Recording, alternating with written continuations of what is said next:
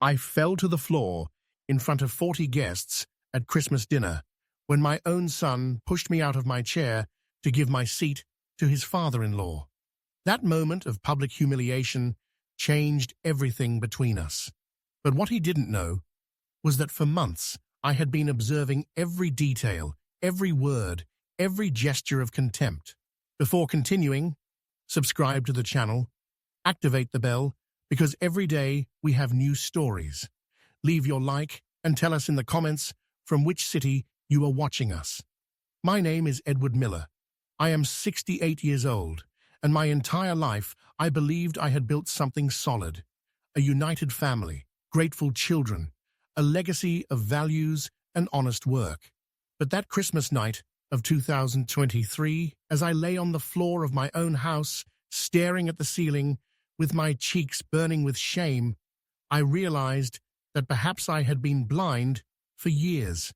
Or maybe I simply didn't want to see what had always been there, waiting for the perfect moment to reveal itself. It all began 3 months before that fateful Christmas. It was September, and my son Robert Miller, 42, had started visiting me less frequently. The calls became shorter, colder, more focused on practical matters than on father-to-son conversations. I attributed it to the stress of his job as an engineer at a consulting firm in New York City. He must be under a lot of pressure, I told myself as I prepared coffee that no one would come to drink with me anymore. It's normal. He has a family to support, responsibilities. I was always good at finding excuses for my children, especially for Robert, my firstborn. I became a widower in March 2020, just as the world was shutting down due to the pandemic. My wife Claire died of cancer after 2 years of fighting, and those months of lockdown, watching over her at home, changed something fundamental in me. When she left, I stayed in this house in Boston, Massachusetts, that we had bought together in 1985, surrounded by memories and a silence that was sometimes deafening. Robert and his younger brother Paul, 38, were my support during those dark days, or at least I believed so. The next 3 years I dedicated to rebuilding myself. I kept the house impeccable. I cared for the small garden that Claire loved so much. I visited my granddaughter Audrey every 2 weeks and tried not to be a burden to my children. I never asked for anything, never demanded attention. I was simply there, available when they needed me, discreet when they didn't. That had always been my way of loving. In silence, without fanfare, working hard to give them everything I never had. In October 2023, Robert came to visit me one Sunday afternoon. He brought Audrey, who was then 8 years old, and the light of my eyes. While the girl played in the garden, my son sat on the sofa with that tense posture that I was beginning to recognize as a sign that something was bothering him. "Dad," he said, without looking directly at me, "Brenda and I are thinking of buying a bigger house. The apartment has become too small for us." His wife, Brenda Sanchez, worked as an accountant and had always seemed to me a calculating woman, one of those who weigh every word before uttering it. "That's wonderful, son," I replied with genuine joy. "A growing family needs space. What area are you looking in?" Robert shifted uncomfortably in his seat. "In an upscale neighborhood outside Boston, near Brenda's parents." I nodded, though I felt a strange pang in my chest. Brenda's parents, Gerald Sanchez, a successful real estate developer, and his wife Martha, always so elegant, so refined, so different from me with my calloused hands of a retired mechanic. I didn't say anything else that day. I simply observed how my son avoided delving into the topic, how he changed the subject as soon as he could, how he left earlier than usual.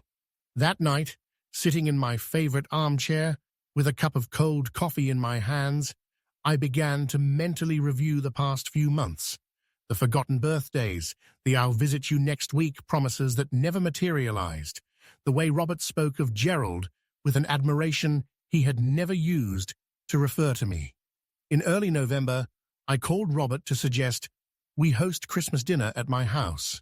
We hadn't had large celebrations for 3 years since Claire's death, and I felt it was time to bring the family together again. "I'll take care of everything," I told him with enthusiasm. "The food, the decorations, the gifts for Audrey. You just have to come and enjoy." There was a long silence on the other end of the line. Too long. "I don't know, Dad. Brenda had already talked about doing something at her parents' house." I insisted, perhaps more than I should have. "Robert, we haven't had a family Christmas in years. Your mother would have wanted this." "All right," he interrupted me with a tone I couldn't interpret. "We'll have dinner at your house." Throughout November, I dedicated myself to the preparations with an excitement I hadn't felt in years. I cleaned every corner of the house, repaired some damages, bought new tablecloths, ordered the best prime rib roast I could find. I called Paul, who agreed to come with his girlfriend without any reservation. I called my sisters, some close cousins. I wanted it to be a special night, a night to remember, a night where everyone understood that this family remained united despite the absences. The morning of December 24th, I woke up early. I had slept little, excited like a child. I prepared the living room, placed the extra chairs around the large oak table that Claire and I had bought at an auction 30 years ago. 40 people would come that night, 40 witnesses to what would be my last Christmas as the naive patriarch who believed that love conquered all. The guests began to arrive around 8 p.m. First came my sisters Debbie and Amy with their husbands, then some cousins, close neighbors I considered friends, and finally Paul with his girlfriend, Christina. Everyone brought bottles of wine, holiday desserts, genuine smiles. The house filled with voices, laughter, that human warmth I had missed so much during the last years of solitude. I moved among the guests, serving appetizers, making sure everyone had full glasses, feeling for the first time in a long time that my home was alive again. It was 9:15 when I heard the doorbell. I opened the door, and there was Robert, with Brenda, Audrey, and her parents, Gerald and Martha.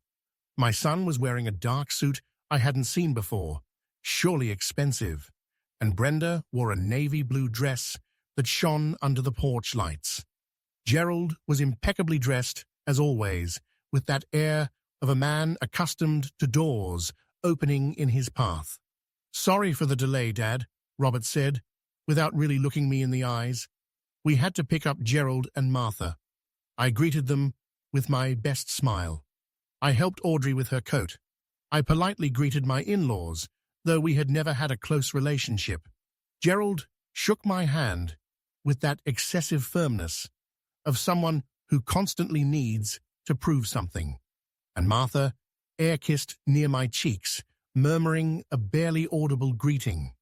I noticed their eyes scanning my home's entrance, the wallpaper from the 90s, the framed photographs of Claire, the solid wood coat rack I had restored myself.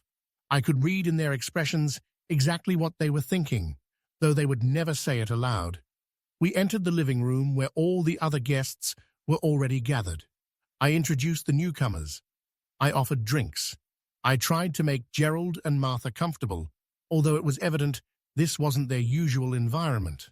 Paul approached to greet his brother with a lukewarm hug, one of those given out of obligation rather than affection. I observed everything from my position next to the table, noticing details that would have gone unnoticed before. The way Robert physically positioned himself closer to Gerald than to me.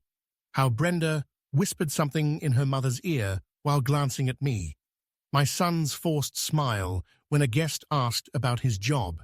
At 10:15, I announced it was time to sit down for dinner.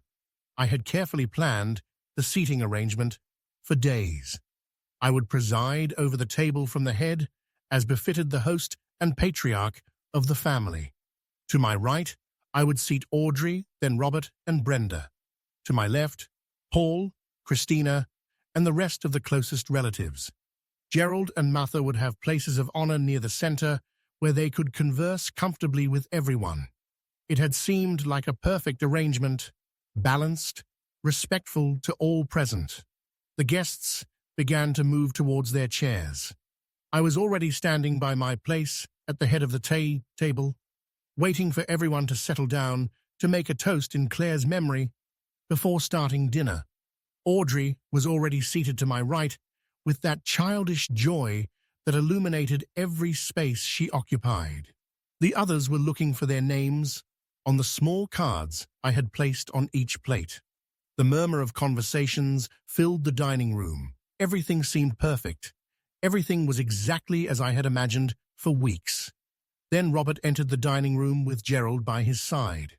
I saw my son quickly scan the table, locate my position at the head, then look at his father-in-law. And something dark crossed his face, something I had never seen in him before. He approached me with determined steps while I held the back of my chair, completely unaware of what was about to happen. The noise of conversations continued around us. No one was paying attention yet.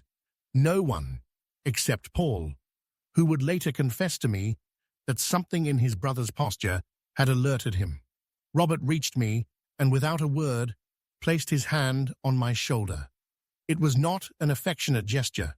It was firm, possessive, with a pressure that made me turn slightly towards him. "Dad," he said loudly enough for several nearby guests to stop talking and turn to look at us. "Get up. That seat is for Gerald. He is more important." The words fell on me like stones. I didn't understand them immediately. My brain refused to process them. I must have misheard. It must be some kind of joke I didn't understand.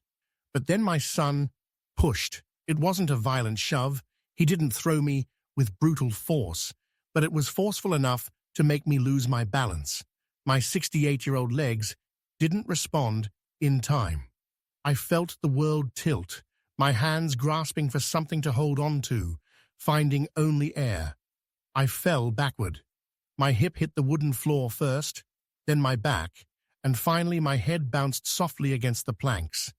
I didn't feel physical pain at that instant, only an enormous void, a complete incomprehension of what had just happened. The silence that followed was absolute. 40 people holding their breath simultaneously.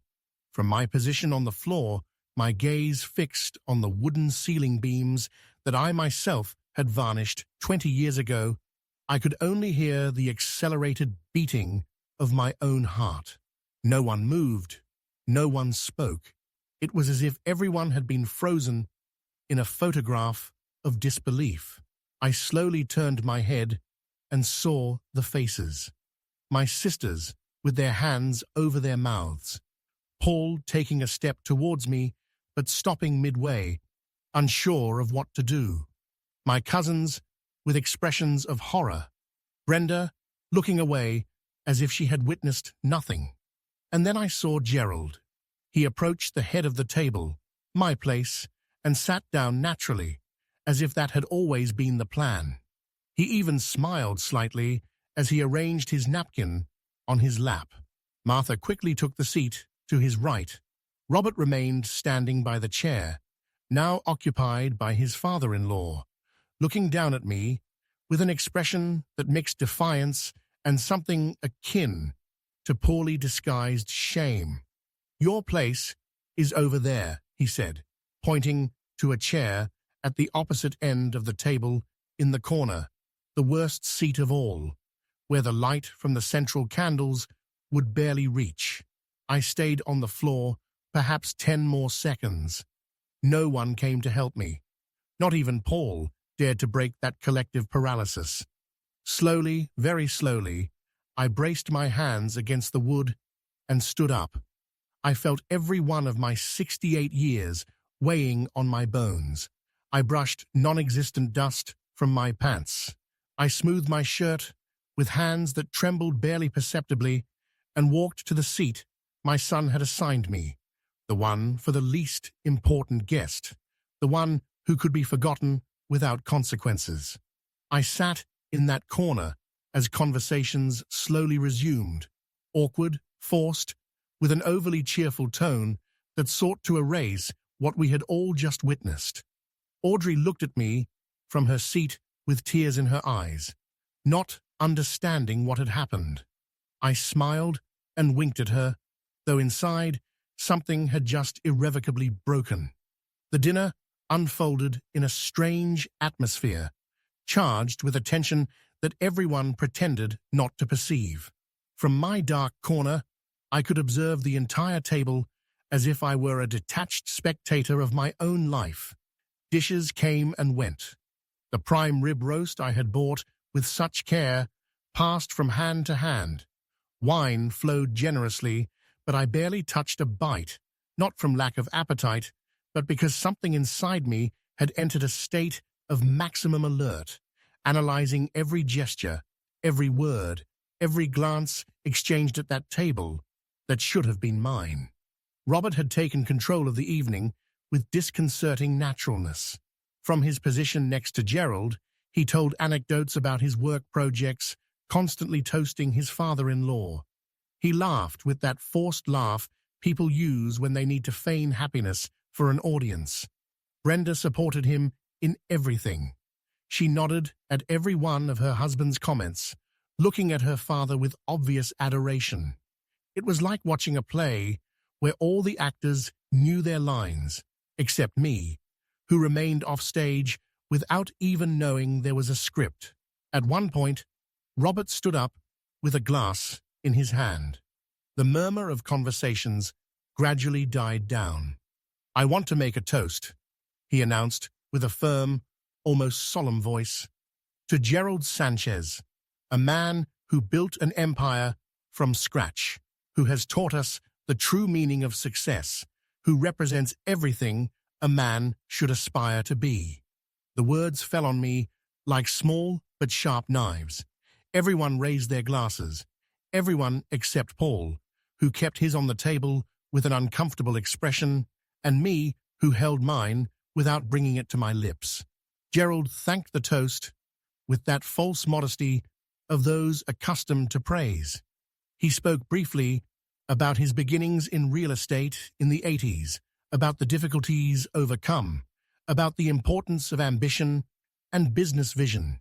No one mentioned my name, no one remembered that I too had built something from scratch, an auto repair shop that I maintained for 35 years, that provided work for 8 families, that allowed me to raise 2 sons and send them to college.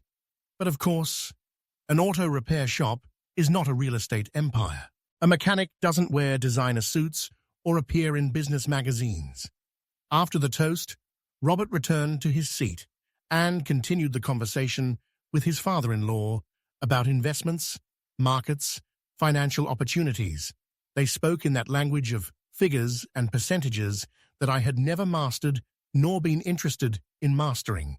My son seemed to glow under the light of Gerald's approval, as if every nod from the businessman gave him more value, more real existence. I watched Brenda touch Robert's arm whenever he said something particularly intelligent, how Martha smiled contentedly, seeing her son-in-law become her husband's star pupil. It was then that the gifts arrived. Robert pulled an elongated box wrapped in gold paper from under the table. Gerald said with a broad smile, "This is for you, a small token of appreciation for all your support this year." The businessman carefully unwrapped the package and pulled out a Swiss brand watch, one of those that cost more than I earned in 3 months when I was working. The entire table exclaimed in admiration. Gerald immediately put it on his wrist, showing it to everyone like a trophy. "It's too much, Robert," he said with false humility. "Nothing is too much for someone who has taught me so much," my son replied. I waited for my gift. I waited for Robert to pull out another box. Something, any detail that indicated his father also existed at that celebration. But there was nothing. Well, not exactly nothing.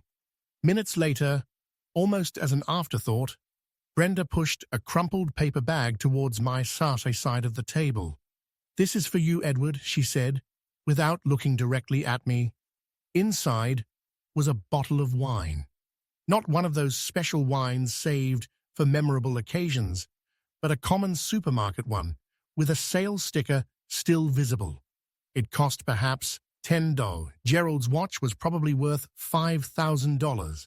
I held the bottle in my hands, feeling its insignificant weight. No one else seemed to notice the contrast. Or maybe they did, but preferred to pretend not to.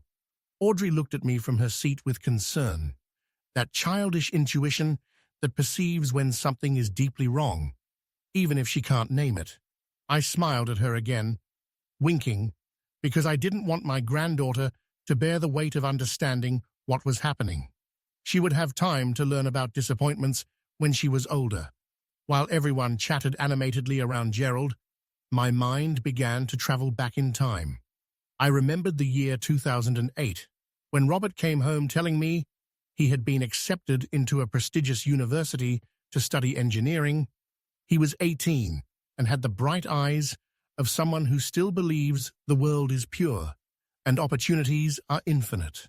"Dad," he had told me then, "I know tuition is expensive, but it's my dream. I'll do whatever it takes. I'll work while studying, if necessary." I had smiled and shaken my head. "You're not going to work. You're going to concentrate on studying.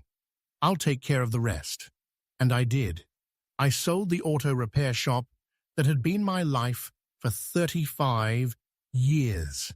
I received $300,000 for it, and every cent went towards Robert's 4 years of university, plus a subsequent master's degree, plus the small apartment where he lived during his studies in New York City.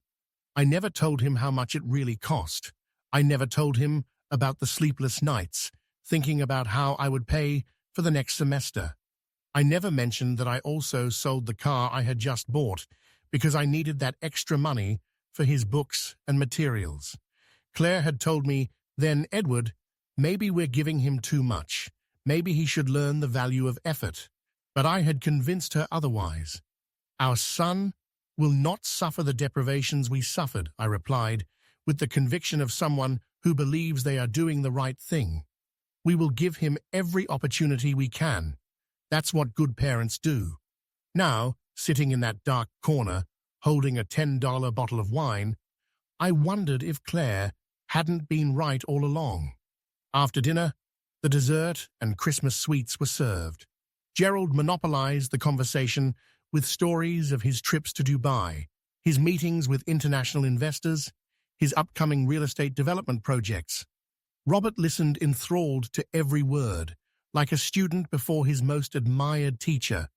At one point, my son said something that stuck with me. "I always wanted a mentor like this, someone who truly understands how the world of success works." He said it, looking directly at Gerald, without turning even once towards where I was.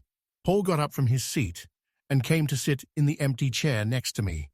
"Dad," he whispered, his voice tense, "this isn't right.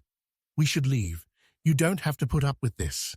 I placed my hand on his and gently shook my head. "Stay calm, son. I'm fine." I wasn't fine. Of course not. But something inside me had begun to awaken. It wasn't rage yet. It wasn't even clear indignation. It was something colder, more calculated. A part of my brain had begun to work in silence, filing away every detail of that night, every word spoken, every gesture of contempt. I was observing and learning. I was taking mental notes of everything. The evening ended past midnight. The guests began to say goodbye with awkward hugs and hollow-sounding promises of "see you soon." Gerald and Martha were the first to leave, followed by Robert, Brenda, and Audrey. My son came to give me a mechanical kiss on the cheek.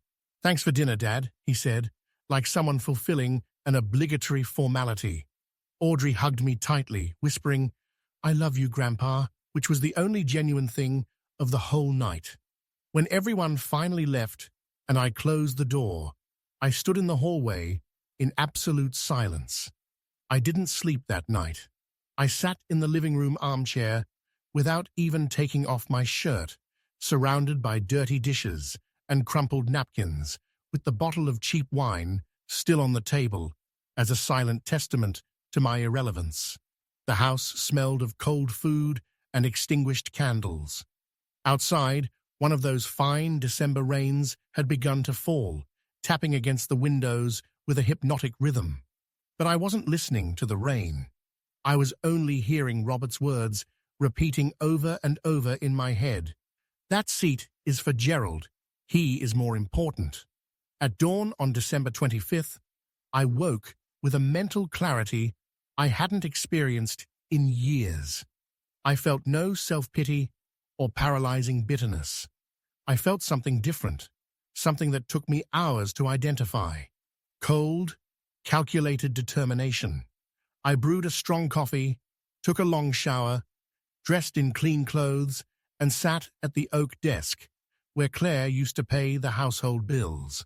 I opened the bottom drawer and took out all the folders containing important documents accumulated over decades. I spent the entire morning reviewing papers, property deeds, old contracts, bank statements, insurance policies, a will drafted 5 years prior. Each document told a story of honest work and careful planning. I found the deed to the apartment in Charlotte, North Carolina, which I had bought in 2015 as an investment for my retirement. It was a 3-bedroom apartment in a good neighborhood, well-maintained, and now worth considerably more than I paid for it. I also found the paper where I had written 2 years ago, during a family dinner, my promise to transfer that apartment to Robert when he turned 70. The will was there too, meticulously organized in a blue folder. I had drafted it with lawyer John O'Connell in 2019, shortly before Claire became gravely ill.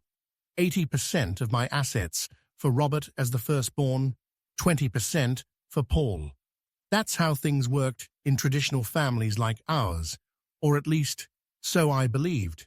Now, those figures seemed obscene to me, a generous gift bestowed upon someone who clearly didn't value it or deserve it. I put the will back in its folder without modifying anything yet. First, I needed to think, analyze, plan every move with surgical precision. I also took out the notebooks where Claire meticulously recorded all family expenses since we married in 1977. My wife had been obsessive about household finances, noting down every cent first and every dollar later. I spent hours reading those yellowed pages, filled with her neat, orderly handwriting. There were recorded the payments for Robert's university, tuition of $24,000 per semester for 4 years, plus another $12,000 for the master's. There were the monthly payments for the student apartment, $1,500 monthly for 6 years. Everything was documented with accounting precision. I mentally summed it up while taking notes in a new notebook. Between studies, accommodation, living expenses, and various aids, I had invested approximately $300,000 in Robert's education. Money I never expected to recover, of course. A father doesn't invest in his children expecting a financial return, but he also doesn't expect to be pushed to the floor in front of 40 witnesses. Nor does he expect to receive a $10 bottle while his son gives a $5,000 watch to someone else. The accounts didn't add up, and I wasn't talking about mathematics. On December 26th, I called John O'Connell. We had a 20-year professional relationship, and I considered him more than just a lawyer. "Edward," he greeted me with genuine warmth. "Merry Christmas. How was the family dinner?" There was a long silence before I replied. "I need us to meet soon, John. There are matters I need to resolve." Something in my tone must have alerted him, because he asked no more questions. "Day after tomorrow at my office at 10 a.m.? Does that work for you?" I confirmed the appointment and hung up. Then I dialed the number of Victor Morales, my friend since elementary school.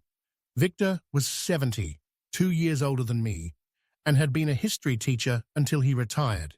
He had always been the most sensible in our group, the one who thought before acting, the one who gave balanced advice without being carried away by fleeting emotions. We had supported each other through all the important crises in our lives: divorces, illnesses, losses. If anyone could help me think clearly, it was him. "Victor, I need to talk to you," I said when he answered. "Something serious. Can you come over this afternoon?" My friend immediately caught the urgency. "I'll be there in an hour." When he arrived, he still had remnants of holiday candy at the corners of his lips and smelled of Christmas cologne. We sat in the kitchen with fresh coffee, and I told him everything. I omitted no detail: the push, the fall, the public humiliation, the contrast between the expensive watch and the cheap bottle, my son's words declaring that Gerald was more important than his own father. Victor listened without interrupting, nodding occasionally, his brow increasingly furrowed. When I finished my story, he remained silent for several minutes, staring fixedly at his coffee cup, as if he could find the right words there. "Edward," Victor finally said, "I've known Robert since he was a kid. I watched him grow up, and I'll tell you something you might not want to hear. This behavior didn't appear overnight. The signs were there, small, accumulated slights over years that you chose not to see because he's your son." He was right, and I knew it. I then recalled dozens of minor episodes I had filed away in some dark corner of my memory. Robert, at 25, telling me my work advice was outdated. Robert at 30, criticizing my way of dressing when we visited elegant restaurants. Robert at 35, suggesting I sell the Boston house because living downtown doesn't make sense at your age. Always phrases wrapped in false concern, always comments that could be interpreted as well-intentioned, but that carried a sharp edge underneath. "What are you going to do?" Victor asked.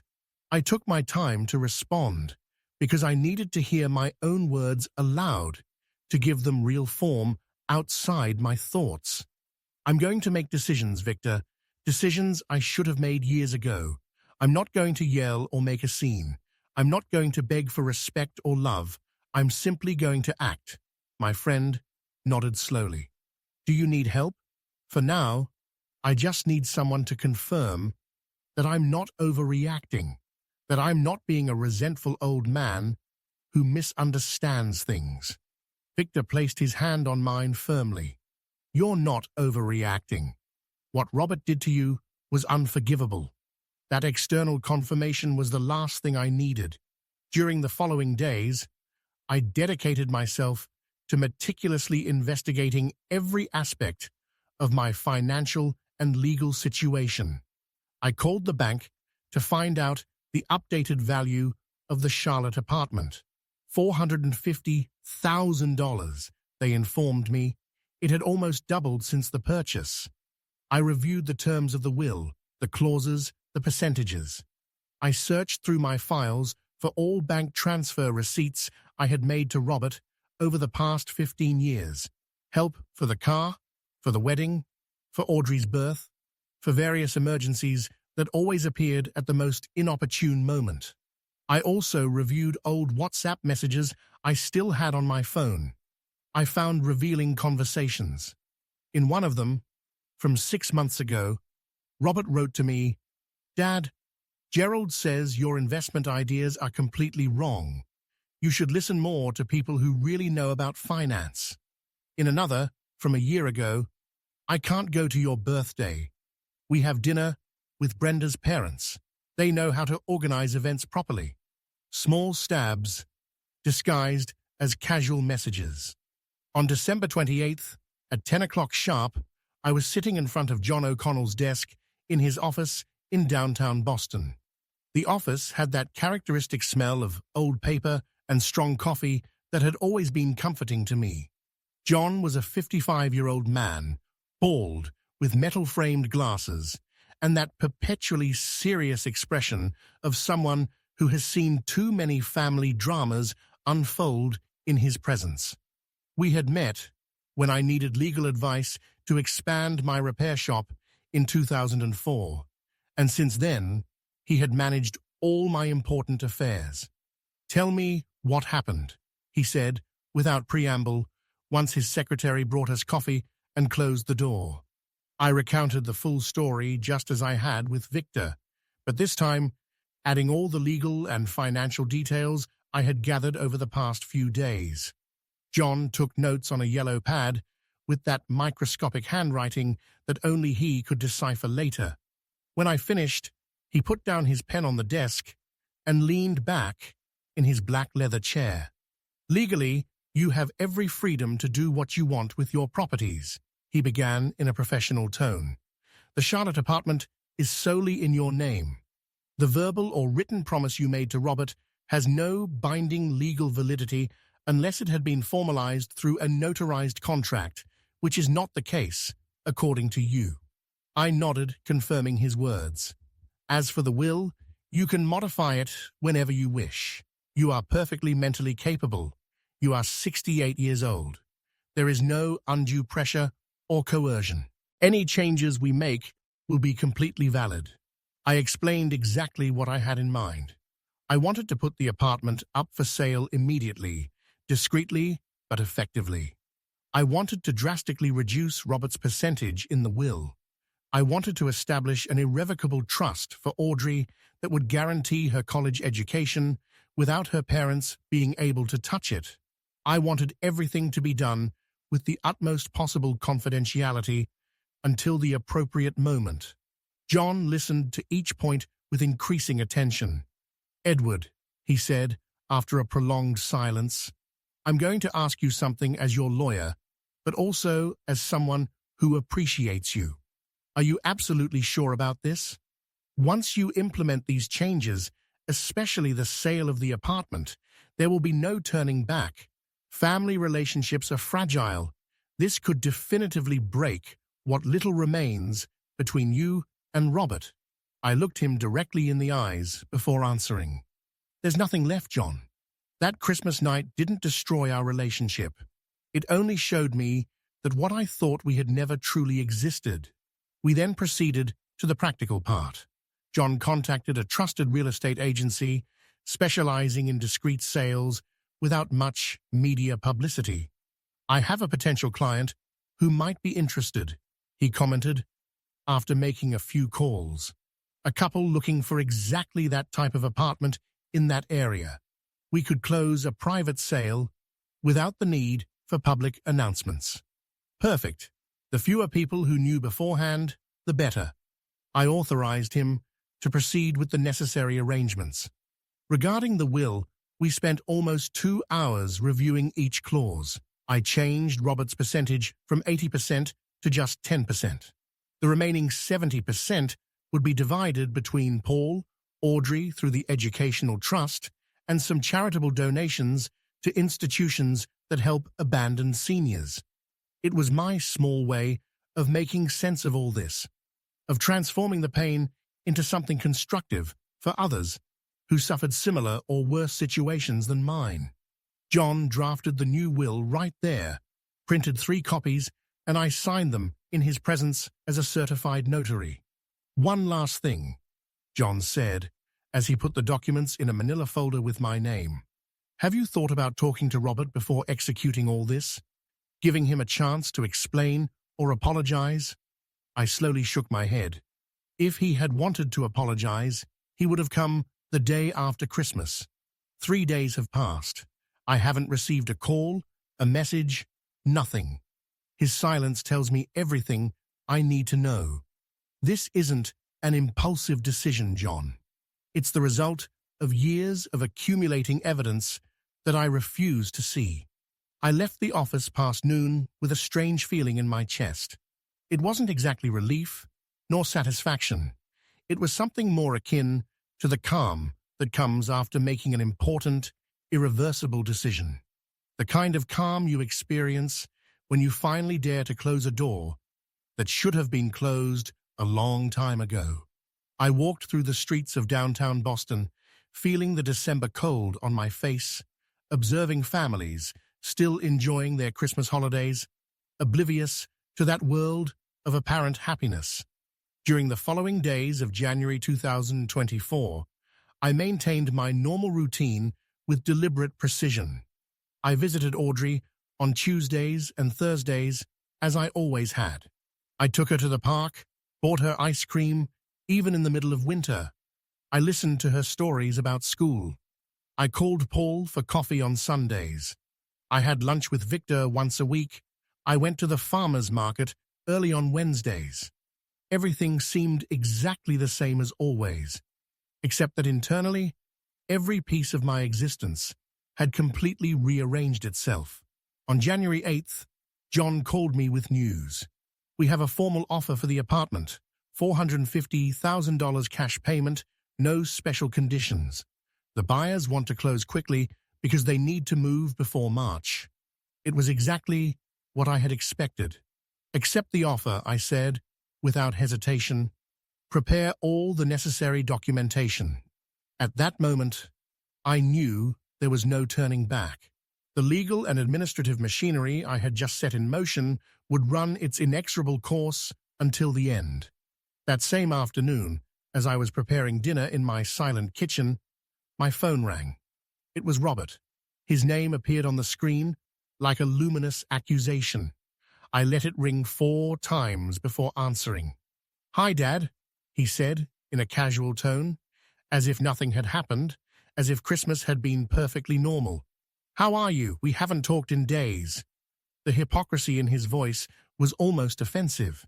"I'm fine, Robert," I replied, with studied neutrality. "Do you need something?" There was an awkward pause. "I actually called to see if you wanted to come for dinner on Sunday. Brenda's making lamb roast." I declined the invitation with a vague excuse about prior commitments. Robert insisted a bit, but without real conviction. "Well, another day then. By the way, I was thinking of stopping by the Charlotte apartment next week to see what minor repairs we could do. You know, for when you inherit it and decide to move in or sell it." There was the true reason for his call. He still believed that apartment was practically his. "Don't bother going," I said, keeping my voice perfectly controlled. "I'll take care of everything related to that property." He tried to insist again, but I ended the conversation with cold politeness. When I hung up, I stared at the phone for a long time. Robert hadn't mentioned Christmas once. He hadn't asked if I felt bad about the fall. He hadn't offered any explanation for his behavior. He had simply called to make sure his future inheritance was still intact and patiently waiting for him. On January 15th, the real estate agency placed a discreet "for sale" sign on the Charlotte apartment's entrance, more as a legal formality than a true advertisement, given that the sale was already virtually closed. John had explained that they needed to make this official notification for at least a week before proceeding with the definitive signing before a notary. "It's unlikely anyone will notice," he had told me.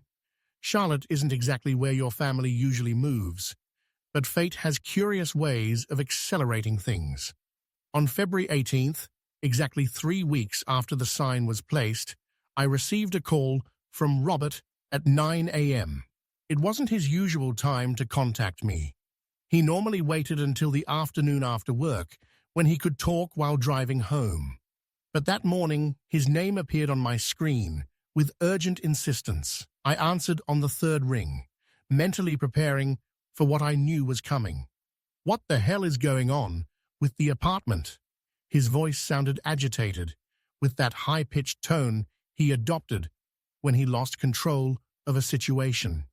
There was no prior greeting, no basic courtesy, just a direct accusation.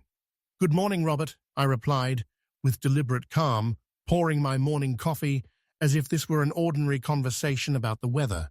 "I don't understand your question. What apartment?" The feigned question irritated him even more. "The one in Charlotte.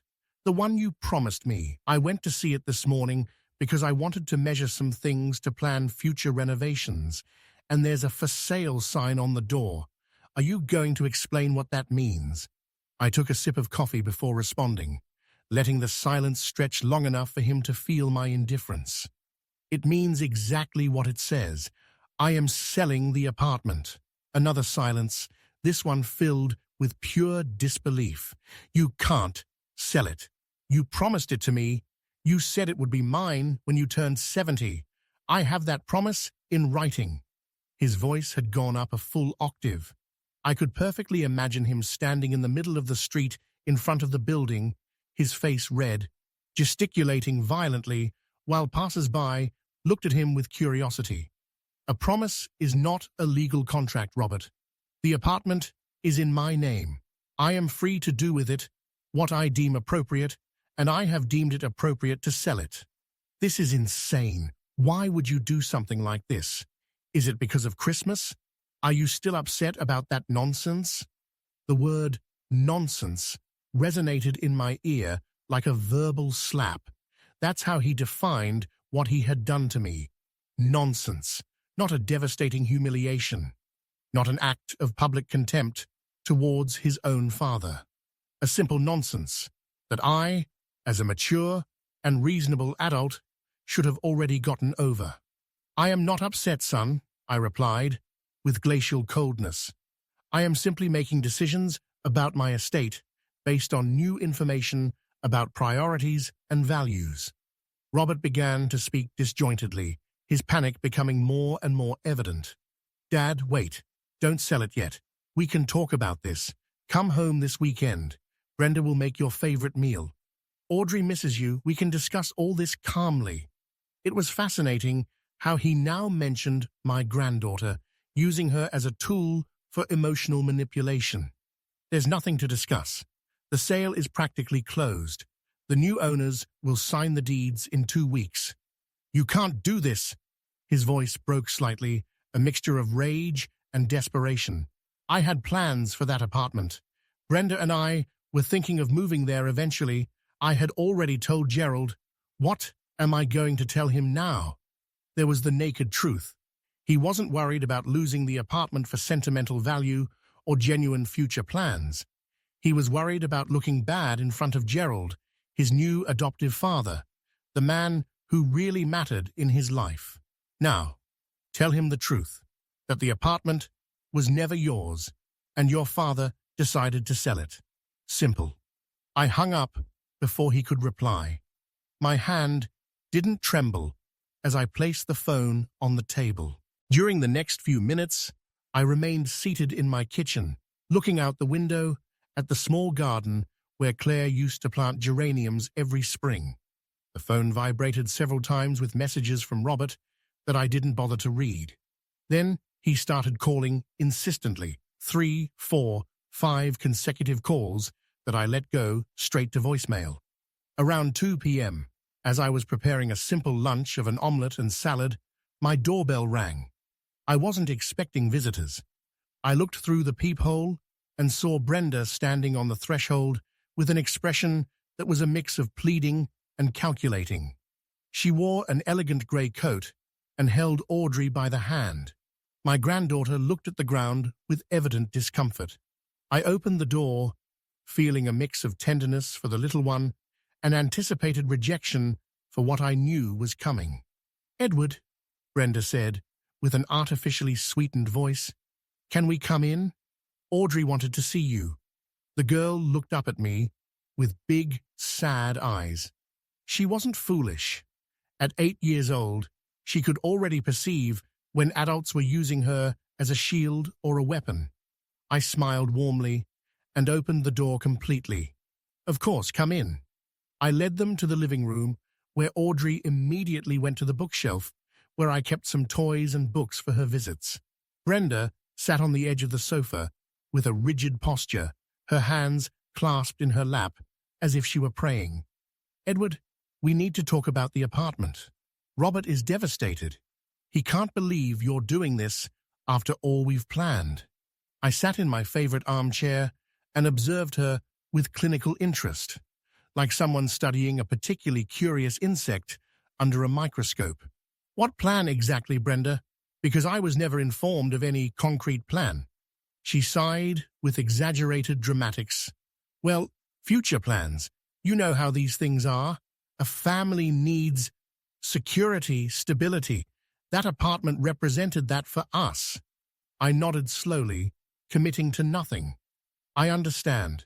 And tell me, where was that concern for the family on December 24th when your husband pushed me to the floor in front of 40 people to give my seat to your father? The question dropped between us like a stone in a calm pond, creating expansive ripples of discomfort. Brenda diverted her gaze to where Audrey was leafing through an illustrated book, seemingly oblivious to our conversation. It was a misunderstanding. Robert was stressed. Gerald is older. He has back problems. He needed the more comfortable chair. It wasn't personal. Every word she uttered sounded emptier than the last. It wasn't personal that my son publicly humiliated me in my own home. It wasn't personal to receive a $10 bottle of wine, while Gerald received a $5,000 watch. Enlighten me, Brenda, because perhaps my definition of personal is different from yours. She shifted uncomfortably on the sofa, repeatedly crossing and uncrossing her legs. Look, Edward, I know things didn't go well that night, but punishing the entire family for one unfortunate moment seems excessive to me. Think of Audrey. That apartment could be part of her inheritance someday. You're harming your own granddaughter. There was the master move, using the child as the definitive emotional argument. I smiled without humor. Audrey is perfectly well taken care of. In fact, I have established an educational trust that will guarantee her complete university studies regardless of her parents' economic situation. That trust is irrevocable and untouchable, so don't worry about my granddaughter. I do think about her future, although it seems I'm the only one. Brenda blinked several times, processing this unexpected information. She hadn't considered that I might be several steps ahead on the board. I didn't know that, she admitted in a smaller voice. Robert didn't mention it to me because Robert doesn't know it yet, but he will soon, along with other decisions I've recently made regarding my estate and my will. And as her face gradually paled, she was smart. She could connect the dots. If I had sold the apartment and established secret trusts, what else might I have modified without consulting them? Brenda left half an hour later with Audrey, defeated and visibly shaken. She hadn't achieved what she came for. My retraction, my easy forgiveness, my docile return to the role of a compliant father who forgives any offense to maintain family peace. I watched from the window as she got into her car and drove away, frantically dialing a number on her phone, surely calling Robert to inform him of the failure of her mission and the unsettling revelations about trusts and modified wills. 2 days later, on February 20th, Robert appeared at my door unannounced. It was 7 p.m. I had just finished dinner, and his arrival took me by surprise only because of the timing, not because of the inevitability of the encounter. I knew he would eventually come. It was only a matter of time until his pride yielded to the need to understand exactly how much he had lost through his actions. I opened the door, and we looked at each other for several tense seconds in silence. "Can I come in?" he asked, his voice controlled but trembling at the edges. I nodded and stepped aside. He walked in with that rigid posture of someone preparing for a major confrontation. I didn't invite him to sit down. We remained standing in the entryway, two men facing each other in the space where there was once a father-son relationship. "Brenda told me what you talked about," he began, his tone accusatory. "She says you've lost your mind, that you're making irrational decisions out of spite." "Irrational," I repeated the word, savoring it. "Explain to me What's irrational about managing my own estate as I see fit? Robert clenched his jaw with evident frustration. Dad, I understand you're upset about Christmas. It was a lapse in judgment. But what you're doing is disproportionate. Selling the apartment you promised me, changing your will, establishing trusts without consulting us. Are you really going to destroy everything over a misunderstanding? The word misunderstanding floated between us like an additional insult. There was no misunderstanding, Robert. There was a clear and deliberate choice on your part. You chose to push me to the floor to give my seat to Gerald Sanchez. You chose to publicly declare that he is more important than I am. You chose to give him a $5,000 watch while giving me supermarket wine. These weren't accidents. They were conscious decisions that reveal exactly how you value me. Gerald has been like a mentor to me, he finally exploded, his mask of control cracking. He's taught me about business, investments, how to achieve real success in life. Things you could never teach me because you spent your whole life in an auto repair shop with no ambition to grow. Did you want me to pretend that doesn't matter? Did you want me to treat you as if you had the same lessons to offer? His words came out like poison accumulated over years, finally released. I stood, looking at him with absolute calm, though each phrase was like receiving precise knife thrusts in vulnerable places. There it is, the truth, I said softly. Finally, the honesty I needed to hear. You're right, Robert. I was just an unambitious mechanic. I only sold my 35-year business to pay for your private university, which cost $24,000 per semester for 4 years. I only worked double shifts so you could have your own apartment while you studied. I only sacrificed everything so you could have the opportunities I never had. But of course, that doesn't count as real success, does it? Robert stepped back half a pace, as if my words had physical weight. I didn't mean it exactly like that. You're twisting my words. I'm not twisting anything. I'm literally repeating what you just said. And I appreciate your honesty because it confirms that I made the right decisions. I walked to the living room and took out several documents from a drawer that I had prepared, anticipating this moment. Robert followed me with hesitant steps. I placed the papers on the coffee table one by one, like someone laying out winning cards in a poker game. This is the sales contract for the Charlotte apartment, signed 3 days ago, $450,000, money already in my bank account. I watched his face gradually lose color. This is my modified will. Your percentage of inheritance has been reduced from 80% to 10%. The rest is distributed between Paul, Audrey's trust, and various charities. Robert took the will with trembling hands and began to read. His eyes moved frantically over the lines as he processed the magnitude of what he was seeing. You can't do this, he whispered without conviction. I already did, I replied with quiet firmness. Everything is completely legal. John O'Connell drafted and certified it. I am in full mental faculties. There is no coercion or undue pressure. It is my right to modify my will whenever I deem it necessary. 10%? His voice sounded hollow, incredulous. You're leaving me only 10% after being your son for 42 years? I'm leaving you 10% after you pushed me to the floor and declared someone else more important than your father. After years of accumulated slights that I chose to ignore, after constantly prioritizing Gerald over me in every decision and conversation, 10% seems generous, considering all that. Robert let the will drop onto the table as if it burned. This is revenge, pure, petty revenge. I slowly shook my head. It's not revenge, it's consequence. There's a fundamental difference you apparently never learned. Actions have consequences, Robert. You can't treat people with contempt and expect them to reward you with generous inheritances. You can't publicly humiliate your father and then demand he give you properties. The real world doesn't work that way. Gerald was right about you, he spat with resurging anger. He always said you were a small man without vision, clinging to outdated values.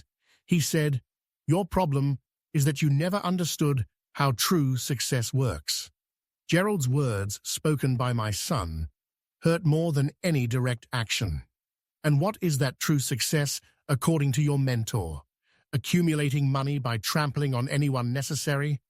Teaching your son-in-law to despise his own father? Gerald has given me more in 5 years than you have in my entire life, Robert continued, his voice breaking between rage and something akin to desperation. Connections, opportunities, a vision of what I can become. You only gave me what exactly? Lessons on honesty? Values on hard work? That doesn't pay bills. That doesn't build empires. I looked at him as if he were a stranger with my son's face. You're right again, I said with a tired voice. I gave you things without immediate monetary value. Education, opportunities, a roof, food, unconditional love for 42 years. Gerald gave you business connections for 5. Clearly, he is superior, which is why you gave him a $5,000 watch and me a $10 wine. The math is consistent with your priorities. The irony in my voice was so thick it could almost be touched. Robert walked to the window and stared out at the street with his hands in his pockets. His reflection in the glass showed a man divided between wounded pride and an incipient recognition of mistakes made. What do you want me to do? What do you expect from me? To kneel and beg for forgiveness? To break relations with my wife's parents? To pretend that Gerald hasn't been important in my professional development? He turned to look directly at me. Tell me exactly what I need to do to fix this. Nothing, I replied with devastating simplicity. I don't want you to do anything. I'm not looking for belated apologies motivated by financial loss. I don't need performances of repentance designed to reclaim inheritances. All I wanted was basic respect, and that moment has passed. It cannot be recovered after what happened. It cannot be repaired with pretty words said months later when you discover the material consequences of your actions. Robert looked at me with genuine incomprehension, as if I were speaking a foreign language. So, this is final. There's no way to reverse it. It wasn't a question, but a bitter realization. It's final, I confirmed. The apartment has new owners. The will is officially registered. Audrey's trust is irrevocable. Everything is done. I walked towards the front door and opened it, a clear signal that the conversation was over. Robert remained paralyzed for several seconds before slowly moving towards the exit. The days following the confrontation with Robert passed in a deceptive quietness. I maintained my routine with almost military discipline. Breakfast at 7, a morning walk through the local park, shopping at the Central Market on Wednesdays, coffee with Victor on Fridays. From the outside, my life seemed unaltered, but inside, I had undergone a fundamental transformation. I was no longer the father who anxiously awaited calls from his children. I was a man who had reclaimed his emotional autonomy after decades of willingly surrendering it. On February 25th, I received the first external call. It was my sister Debbie, the elder of the two, a 73-year-old woman with a tendency to meddle in others' affairs under the guise of family concern. Edward, she began with that tone she used when preparing to give sermons. I just spoke with Robert. He told me about the apartment and the will. You've gone crazy. How can you do something like that to your own son? I sighed inwardly, preparing for the deluge of judgments I knew was coming. Good morning, Debbie. I'm fine. Thank you for asking, I replied, with gentle irony. And no, I haven't gone crazy. I simply made decisions about my personal estate. She sniffed indignantly. Decisions that are destroying your family. Robert is devastated. Brenda can't stop crying. Little Audrey asks why Grandpa doesn't love them anymore. Is that what you wanted? To make an innocent child suffer? The emotional manipulation using my granddaughter was predictable, but no less irritating. Audrey has a trust that guarantees her full college education. She is better protected than ever, I explained, with forced patience. And if she suffers, it's because her parents decided to use her as an emotional weapon instead of explaining the situation honestly. Debbie was not satisfied with my answer. Family forgives Edward. That's how families work. You can't punish Robert forever for a momentary mistake. Claire would be disappointed to see you acting this way. Mentioning my deceased wife was crossing a line.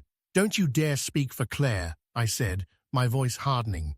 You don't know what she would say because she's not here. But I do know that she warned me years ago that I was indulging Robert too much, that I was turning him into someone who expected everything without giving anything in return. Perhaps I should have listened to her then. There was an uncomfortable silence on the other end of the line. You're a stubborn and bitter man, she finally declared, before hanging up. The next day, my sister Amy called, obviously coordinated with Debbie, in a joint family pressure strategy. She adopted a different approach: maternal softness, an appeal to reason, reminders of good times past. Edward, darling, I know you're hurt. What happened at Christmas was terrible, but Robert is your son. Blood is thicker than any offense. Give him time to mature, to understand his mistakes. Withdraw those legal modifications before it's too late to repair the relationship. It's already too late, I replied, with absolute certainty. The damage isn't in the single action of Christmas, but in the revelation of who Robert truly is when he believes he can act without consequences. He showed me his true face, Amy, and now that I've seen it, I can't pretend it doesn't exist. She tried to argue for 20 more minutes, but eventually gave up, not without first declaring me selfish and unforgiving. Apparently, in the family vocabulary, setting boundaries equated to unforgivable selfishness. Throughout March, the calls continued with depressing regularity. Cousins I hadn't contacted in years suddenly worried about my mental well-being. Old neighbors offered opinions on the importance of Christian forgiveness. Even the pastor of the church where Claire and I got married approached me after Sunday Mass to talk about mercy and family reconciliation.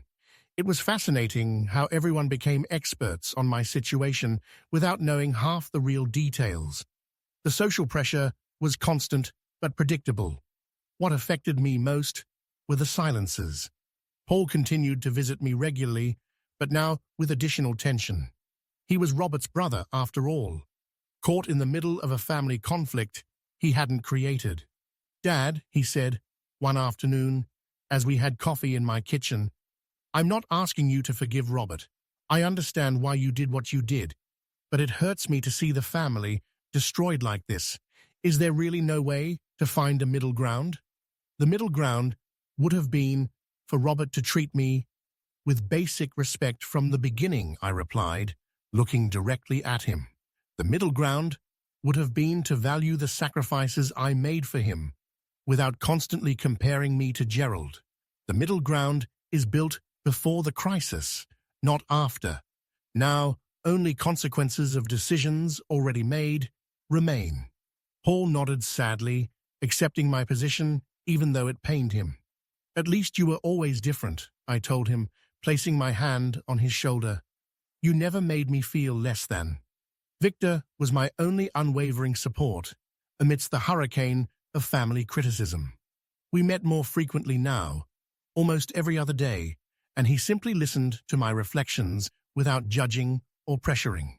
People always demand forgiveness from victims, but they never demand better behavior from aggressors, he commented one afternoon as we walked along the countryside trails outside Boston. It's easier to ask you to yield because you're the one who stays calm. But yielding to abuse is not a virtue, Edward. It's cowardice disguised as kindness. His words comforted me more than I could express. In a world where everyone seemed to expect me to be the flexible adult who absorbed all mistreatment for the sake of family peace, Victor was the only one who validated my right to establish permanent boundaries. "Do you think I'm cruel?" I asked him one night as we dined in a small downtown restaurant. He looked at me with genuine surprise. Cruel would be actively seeking revenge. Cruel would be trying to destroy Robert. You simply withdrew privileges he should never have taken for granted. That's not cruelty, it's justice. In mid-March, Gerald Sanchez unexpectedly appeared in the equation. I received a formal letter on his real estate company's letterhead. I opened it with morbid curiosity, wondering what the man who had occupied my chair that fateful night might have to say to me.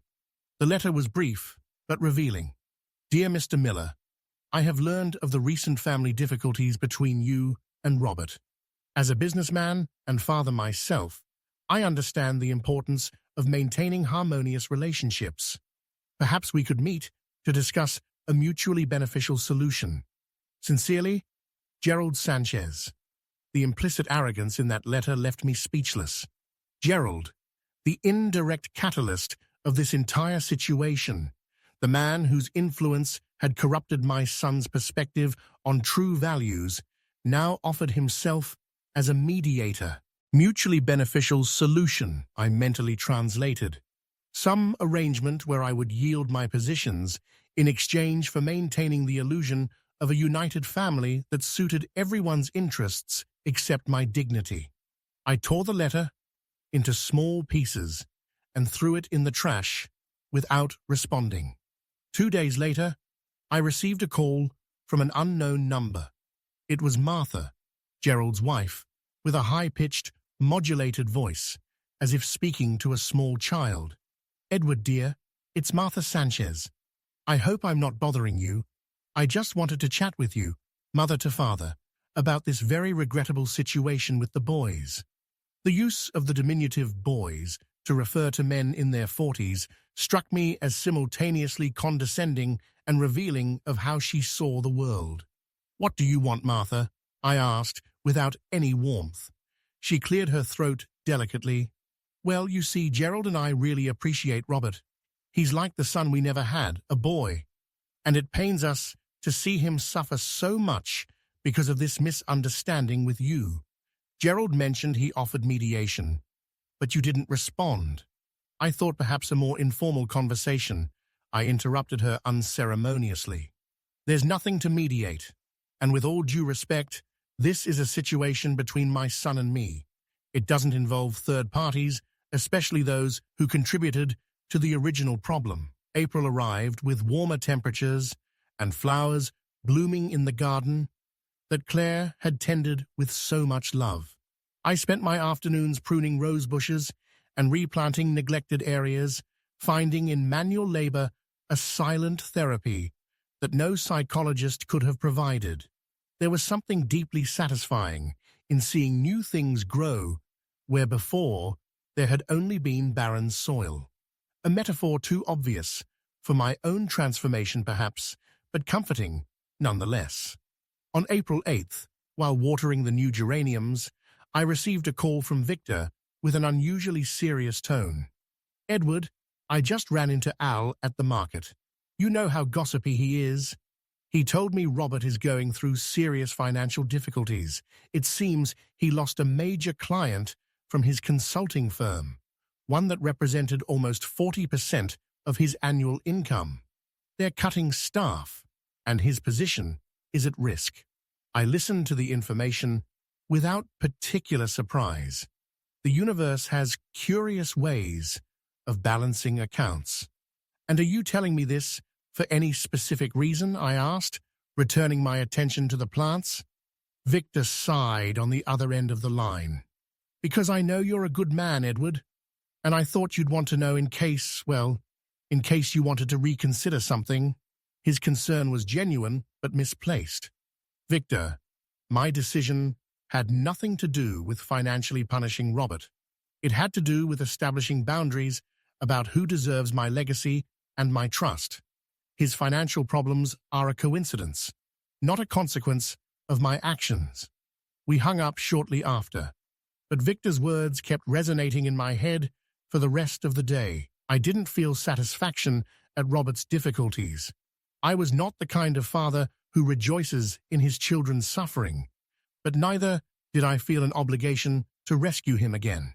For 42 years, I had been his constant safety net, always there to cushion every fall, to solve every financial crisis. Perhaps it was time for him to learn to solve his own problems without expecting Dad to automatically open his wallet. On April 15th, exactly 1 week after learning of his difficulties, Brenda reappeared at my door. This time she didn't bring Audrey. She came alone, with pronounced dark circles under her eyes and less impeccable clothing than usual. She had lost that veneer of perfection she always projected. "Edward, I need to talk to you," she said, without preamble when I opened the door. Her voice trembled slightly. I let her in, more out of curiosity than compassion, guiding her to the living room where she sat on the edge of the sofa like a frightened bird. "I suppose you've come to talk about Robert's financial situation," I said, sitting opposite her. Brenda nodded, her eyes glistening with suppressed tears. "He's desperate, Edward. He lost the contract with Navarro Industries. It was our main income. We have a mortgage, Audrey's school expenses, car loans. I don't know how we're going to cover everything without that money. And with the sale of the apartment we were hoping for," she left the sentence hanging, waiting for me to fill the space with an offer of help. "The apartment was never yours," I reminded her with a firm but not cruel voice. "It was mine, and I decided to sell it. That doesn't change, regardless of your current situation." Brenda put her hands to her face, breathing deeply before continuing. I know we made mistakes. Robert knows it too, even if he's too proud to admit it. But Audrey isn't to blame for any of this. She's your granddaughter.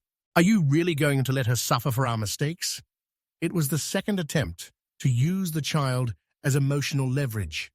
This time, my patience ran out faster. "Audrey will not suffer," I said in a tone that allowed no discussion. "She has a $200,000 trust dedicated exclusively to her education. It will cover full university, postgraduate studies, if she needs them, materials, student housing, everything. That child is better financially protected than most minors her age. What you two are facing is an adult problem caused by adult decisions. Don't involve Audrey in this." Brenda looked at me with a mixture of surprise and something akin to resentment.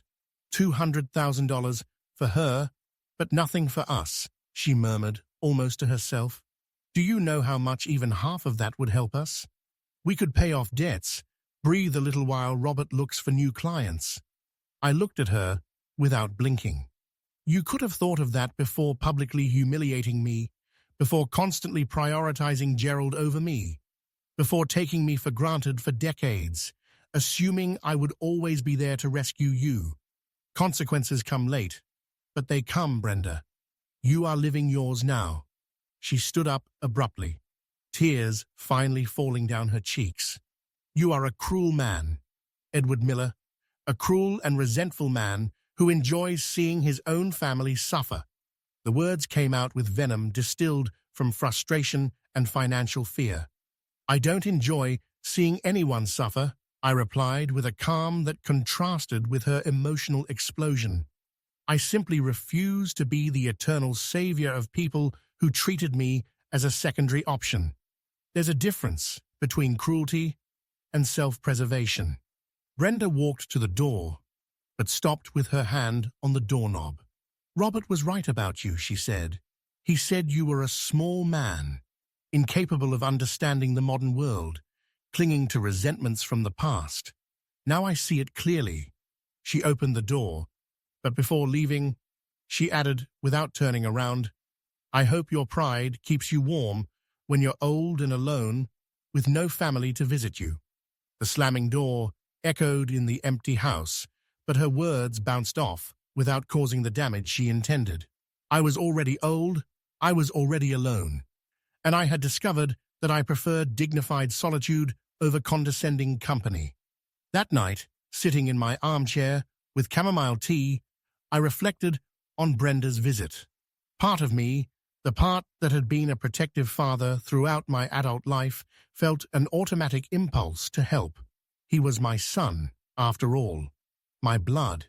But then I remembered the feeling of falling to the floor while 40 pairs of eyes watched me with pity and vicarious shame. I remembered the $5,000 watch versus the $10 bottle. I remembered every derogatory comment filed away for years, and the impulse to help evaporated like fog under a midday sun. April the 20th was a Tuesday, Audrey's usual visiting day. I had maintained this ritual religiously despite all the conflict with Robert, because the child was not to blame for her parents' mistakes. Brenda used to bring her to my house, stay for half an hour, feigning forced politeness, and then leaving us 2 hours together. But that Tuesday, no one showed up. I waited until 4 p.m. before dialing Brenda's number. She answered on the 5th ring with a distant voice. "Audrey can't come today," she said, without elaborating reasons. "Is she sick?" I asked, with genuine concern. "She's fine. We simply decided that perhaps these are not good times for these visits, given everything that's happening." The implication was clear. They were using access to my granddaughter as a bargaining tool. If I didn't yield on financial matters, they would restrict my relationship with Audrey. It was a predictable move, but no less painful. "Brenda," I said, my voice hardened, "don't use that child as a weapon.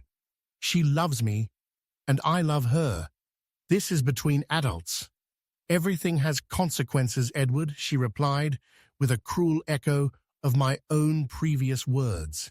"You chose your path, we chose ours." She hung up before I could respond. I stared at the phone, feeling for the first time since Christmas something akin to true rage. They could attack me, they could criticize my decisions, they could call me cruel or resentful, but emotionally manipulating an 8-year-old child to pressure me crossed lines that should never be crossed. I immediately called John. "I need to know my legal options regarding visitation rights with my granddaughter." I quickly explained the situation to him. John listened with his usual professionalism before responding. "Legally, parents have the right to decide their children's contact with third parties, including grandparents. Unless you can prove they are endangering the child's well-being, there's not much you can do. You could initiate legal proceedings requesting a court-ordered visitation schedule, but it would be a long, costly process and would likely damage relations even further." The following months were the most difficult, not out of regret for my decisions, but because of Audrey's absence in my daily life. Tuesdays and Thursdays became empty days when I prepared snacks that no one would eat and took out toys that no one would touch. The house echoed with silence where there had once been childish laughter, but I held my ground with fierce determination. Giving in to emotional blackmail would only teach Robert and Brenda that they could manipulate me indefinitely, using the child as a pawn. At the end of May, I received a small envelope by certified mail. I opened it with curiosity and found inside a handwritten letter on paper, decorated with flowers drawn in the corners. The handwriting was childish, careful, from someone who was still learning correct penmanship. "Dear Grandpa," it began, with imperfect but legible spelling. "I miss you very much. Mum says you are busy, and that's why you don't visit me. Did I do something bad? Don't you love me anymore? Please come see me, Audrey." The words pierced my defenses like precise arrows. I sat in the kitchen holding that letter for hours, reading it over and over, until I memorized every clumsy word, and every spelling mistake. Audrey believed I had abandoned her. Her parents had constructed a narrative where the cruel grandfather simply stopped loving her for no apparent reason. The child didn't understand the complexities of adult conflicts, accumulated betrayals, trampled dignity. She only understood that the grandfather who took her to the park no longer appeared on Tuesdays, and that broke something fundamental inside me. That afternoon, I called John again.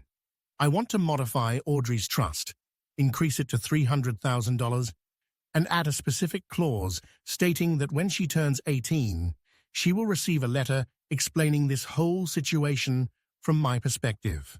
I want her to understand someday that I never abandoned her, that it was her parents who cut off contact as a manipulation strategy. John took notes without comment. He no longer questioned my decisions. He simply executed them with professional efficiency. I also decided to do something I had been considering for weeks. Using part of the money from the apartment sale, I contacted the Boston Senior Assistance Foundation, an organization that provided assistance to elderly people abandoned by their families. I wanted to donate $100,000 on the condition that they establish a specific program called Dignity in Old Age to help seniors facing situations similar to or worse than mine. The foundation's director, a woman named Teresa Riley, about 50 years old, almost cried when I explained my proposal. "Mr. Miller," she said during our meeting at the foundation's offices, "this donation will change lives. We see dozens of cases every month, people who dedicated everything to their families only to be discarded when they are no longer useful or convenient. With these funds, we can offer them not only practical help, but also emotional and legal support." I signed the donation agreement, feeling that at least something positive was emerging from all this painful situation. If my experience could help others establish boundaries before reaching definitive ruptures, then it had not been entirely in vain.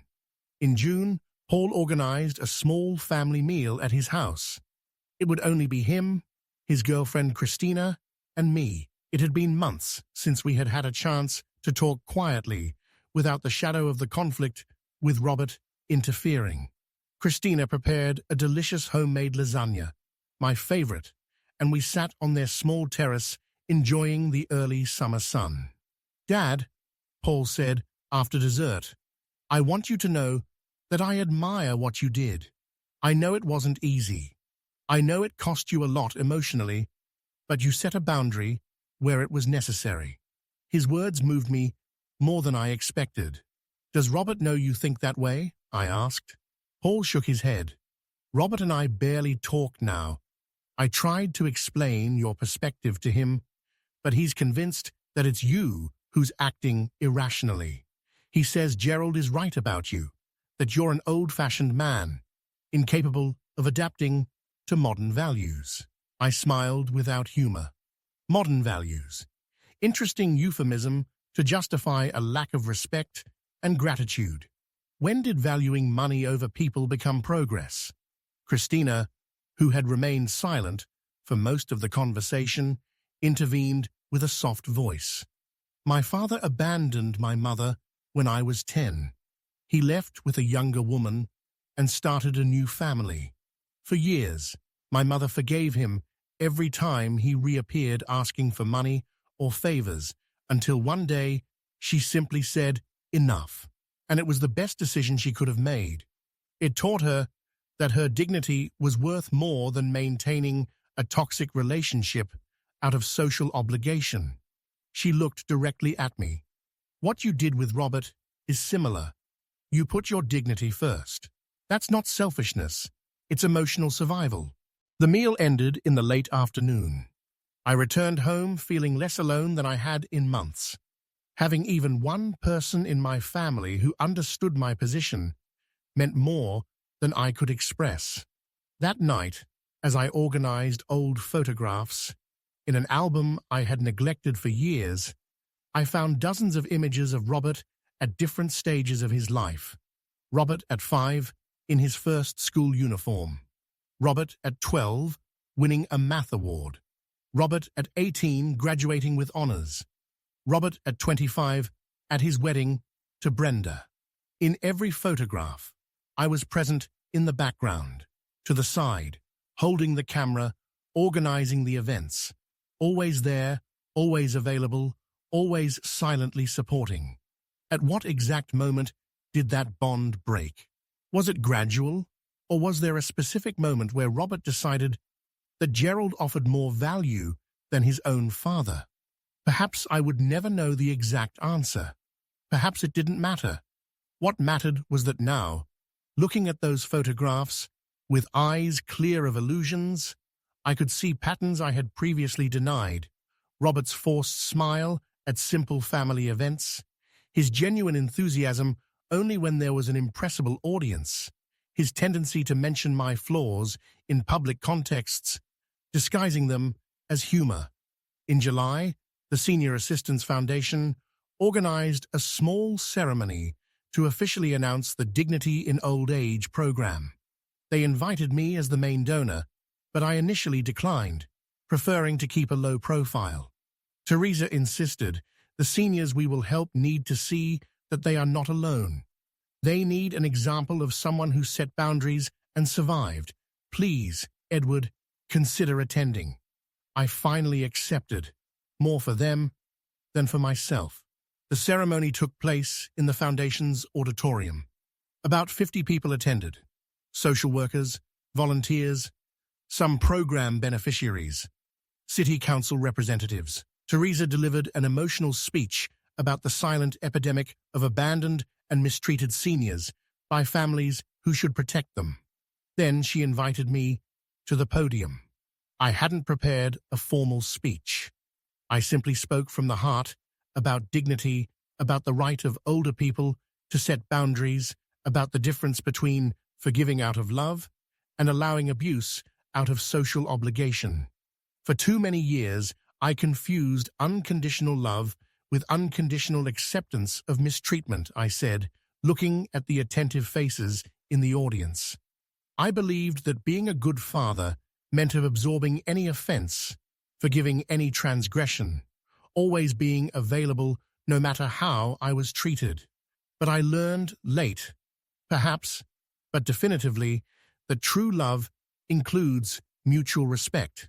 And when respect disappears, what remains is not love, but a toxic habit disguised as a family bond. The words flowed fluidly, years of contained reflections, finally expressed publicly. Among the audience, I noticed a familiar figure. It was Victor, who had come without telling me to silently support me. After the ceremony, we embraced for a long time. "I'm proud of you, friend," he whispered, his voice broken by emotion. Claire would be proud too. That night, I slept more deeply than I had in months. I had transformed personal pain into a tool to help others. In some way, that gave meaning to all the suffering I had endured. August brought suffocating heat and empty streets as Bostonians fled to cooler coasts. I remained in the city, enjoying the unusual tranquility, reading books I had postponed for years, tending my garden, which now bloomed spectacularly. December 2024 arrived with familiar cold and grey skies, heavy with promises of snow. Exactly 1 year had passed since that devastating Christmas that changed the course of my family life forever. This year, there would be no crowded dinner at my house. There would be no elaborate preparations or naive hopes of a harmonious reunion. I had learned valuable lessons about realistic expectations and healthy boundaries. I organized an intimate dinner for December 24th. Only 4 people: Victor, Paul, Christina, and me. 4 people who valued my company for who I was, not for what I could materially give them. 4 people with whom I could simply be Edward, without carrying the weight of accumulated disappointments or resentments disguised as familial affection. The table was set with a simple tablecloth, without pretensions of grandeur. The food would be simple: roasted lamb with potatoes, salad, traditional holiday candy, nothing elaborate or ostentatious, just honest and sufficient. On December 22nd, 2 days before the planned dinner, my doorbell rang around 6 p.m. I wasn't expecting visitors. I looked through the peephole and saw Robert standing on the threshold with a stooped posture I had never seen on him before. He wore a dark, wrinkled coat and an unshaved beard of several days. In his hands, he held a white envelope that seemed to contain several handwritten pages. For a long moment, I considered not opening, but curiosity overcame caution. I opened the door, and we looked at each other in silence, heavy with everything left unsaid for 12 months. "Dad?" His voice sounded raspy, as if he had cried recently or hadn't slept in days. "I know I have no right to be here after everything. I know you'll probably close the door in my face, but I need you to read this." He extended the envelope to me with a trembling hand. I took it without committing to anything, feeling the weight of the pages inside. "What is it?" I asked, maintaining physical and emotional distance between us. "It's a letter. Well, more like a confession. I've been writing it for 3 months, rewriting it, trying to find the right words to express what I need to tell you." Robert ran a hand through his disheveled hair with a gesture of profound exhaustion. "I don't expect forgiveness. I don't expect you to change any of your decisions. I just need you to know. I need you to understand that I finally see it. Everything I did, what I was, what I lost." His eyes were red, shining with tears barely contained. I left him standing on the threshold as I opened the envelope and took out the pages. There were 6 full sheets, written in tight handwriting that filled every available inch. I began to read standing, with Robert waiting silently, not daring to interrupt. The first lines were a direct apology for the Christmas humiliation, but the letter quickly delved into more complex territory. Robert recounted how Gerald had gradually poisoned his perspective of me over the years, sowing seeds of contempt disguised as business advice. "He convinced me that your way of life was a failure," he wrote with brutal honesty, "that truly successful men didn't work with their hands but with their brains, that you were working class with no ambition, while businessmen like him represented true achievement. And I, desperate to impress him, to win his approval, absorbed that poison and internalized it until I believed it was true. I looked at you with Gerald's eyes, instead of the eyes of a son who should remember all your sacrifices." I continued reading while Robert remained motionless in the entrance. The letter detailed every moment of painful realization over the past year, how losing the apartment had shown him he was counting on things that were never his, how financial difficulties taught him that Gerald's business contacts were worth little when he needed real help, how the absence of my constant support revealed how much he had depended on my silent presence throughout his life, how prohibiting me from seeing Audrey had been Brenda's idea, which he cowardly allowed until he realized the harm caused to the child. "I have lost everything important," he admitted in a central paragraph. "My brother's respect, my father's trust, the innocence of my daughter, who now looks at me with something akin to disappointment, though she doesn't fully understand why. And the worst part is that I lost it, pursuing a fantasy of success defined by a man who never loved me the way you did. Gerald used me to feed his ego. You raised me expecting nothing in return, and I confused which of the two deserved my loyalty."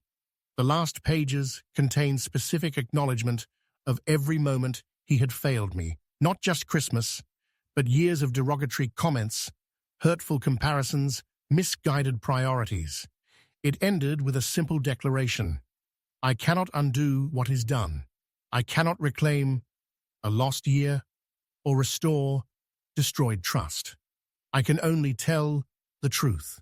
I was wrong in everything important, and if the rest of my life consists of living with the consequences of those mistakes, it is a just punishment that I accept.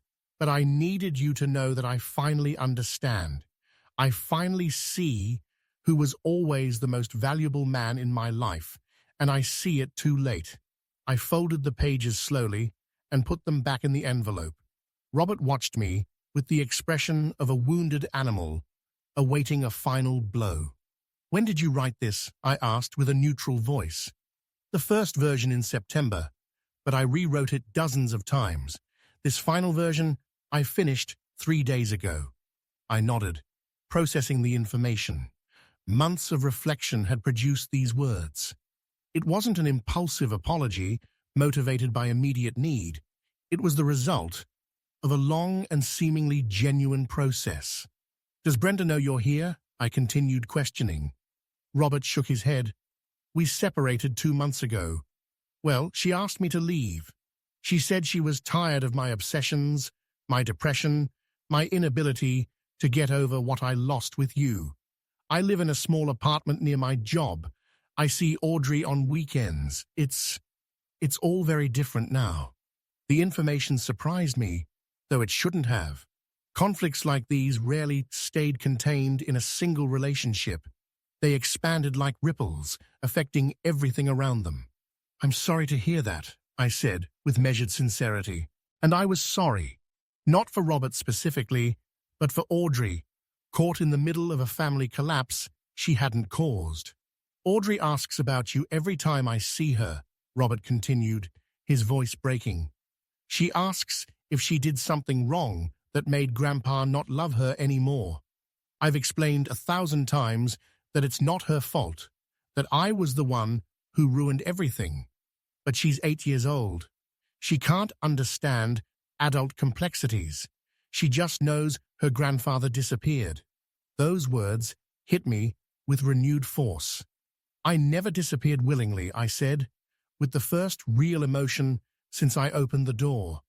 "Brenda cut off contact, using Audrey as a manipulation tool, and you allowed it." Robert nodded with palpable shame. "I know. It was pure cowardice. I was so consumed by rage towards you that I allowed them to use my daughter as a weapon. It's one of many things I deeply regret." There was a long silence where only the cold December wind whistled through the trees. "What do you expect me to do with this letter, Robert?" I finally asked. He shrugged with a defeated gesture. "Nothing.